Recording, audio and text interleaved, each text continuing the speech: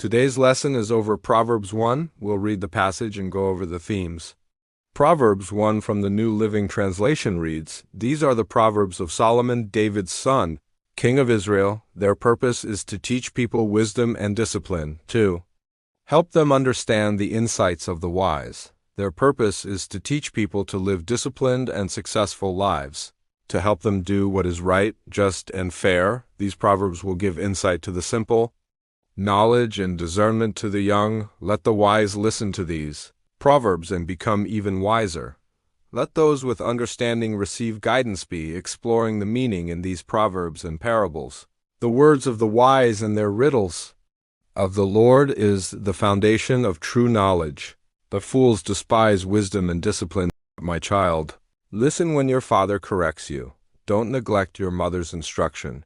What you learn from them will crown you with grace and be a chain of honor around your neck. My child, if sinners entice you, turn your back on them. They may say, 'Come and join us. Let's hide and kill someone. Just for fun, let's ambush the innocent. Let's swallow them alive, like the grave. Let's swallow them whole, like those who go down to the pit of death. Think of the great things we'll get. We'll fill our houses with all the stuff we take. Throw in your lot with us. We'll all share the loot. My child, don't go along with them. Stay far away from their paths. They rush to commit evil deeds. They hurry to commit murder. If a bird sees a trap being set, it knows to stay away. But these people set an ambush for themselves. They are trying to get themselves killed. Such is the fate of all who are greedy for money. It robs them of life. Wisdom shouts in the streets. She cries out in the public square. She calls to the crowds along the main street, to those gathered in front of the city gate. How long, you simpletons, will you insist on being simple-minded? How long will you mockers relish your mocking? How long will you fools hate knowledge? Come and listen to my counsel. I'll share my heart with you and make you wise.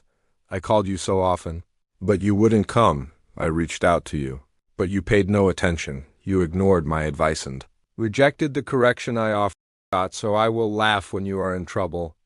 I will mock you when disaster overtakes you, when calamity overtakes you like a storm, when disaster engulfs you like a cyclone and anguish and distress overwhelm you. When they cry for help, I will not answer. Though they anxiously search for me, they will not find me.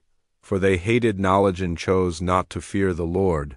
They rejected my advice and paid no attention when I corrected them. Therefore, they must eat the bitter fruit of living their own way, choking on their own schemes. For simpletons turn away from me to death. Fools are destroyed by their own complacency. But all who listen to me will live in peace, untroubled by fear of harm. Themes of the Proverbs 1. The purpose of Proverbs is in the first 7 verses. Some quick points in verse 2 and 3. It states it is written to teach wisdom, discipline, and understanding. Verse 4 continues, for the young and inexperienced to gain prudence and discretion. And in verse 7, wisdom begins with the fear of the Lord, while fools will despise wisdom and instruction. We can apply this by noting that wisdom does not start with intelligence, but with a reverence or respect for God. God's truth is the foundation for making good decisions. Another theme is a warning. By urging sinners found in verses 8 through 19. Peer pressure and the path of destruction is how this text is relatable. In verses 8 and 9, Solomon urges children to listen to parental guidance.